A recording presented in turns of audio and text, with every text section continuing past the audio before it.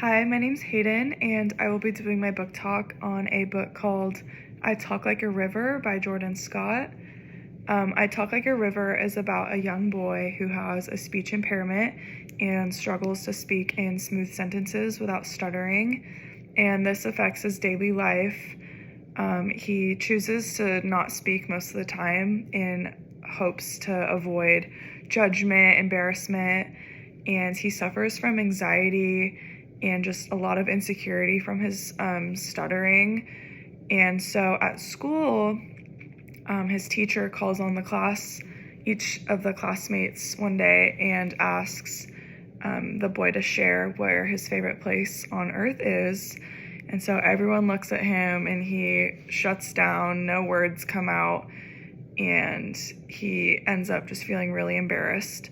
And so his dad picks him up from school and takes him to a river, and through emotional support and encouragement, the boy is able to find himself. I won't spoil too much what happens, but I really like this book because of the way it uses nature to compare the difficulties and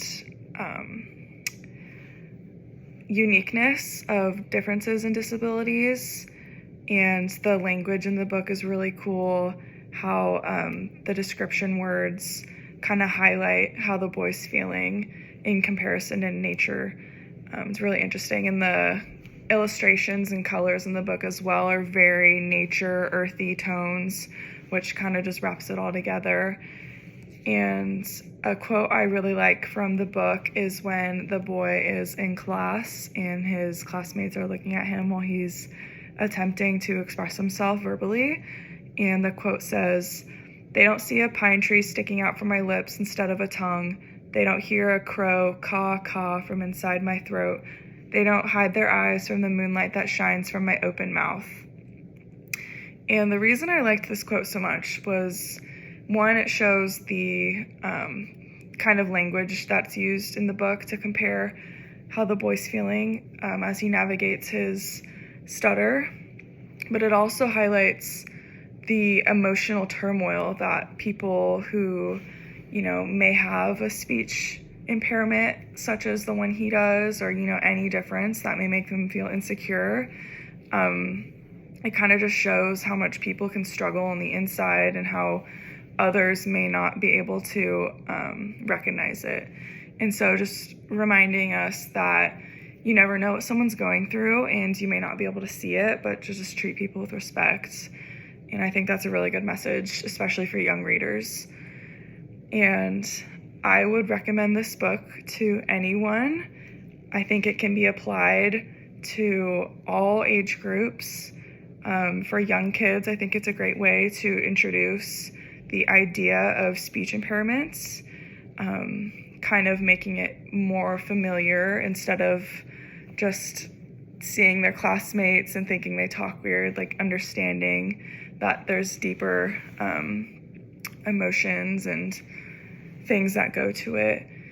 And it also can serve as a comfort tool for kids if they also feel like they have public speaking fear, or if they also have speech problems or any disabilities, they can relate to this. And I also really like how this book encourages supporting others who feel isolated and different from whatever they're going through.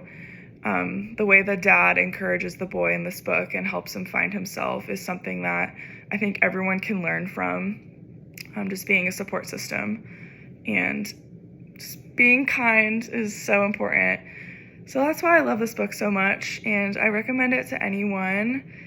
I really enjoyed reading it, and I definitely could relate to the boy because I have really bad anxiety when it comes to speaking in front of people. And so I could relate to the way he gets choked up on his words. Even though I don't have a speech impairment, I could still fully relate how he felt when he was talking in front of his class. So it was cool to see a book talk about that a little bit. So yeah, that is it for my book talk. go read the book. It's really good. Thanks for listening.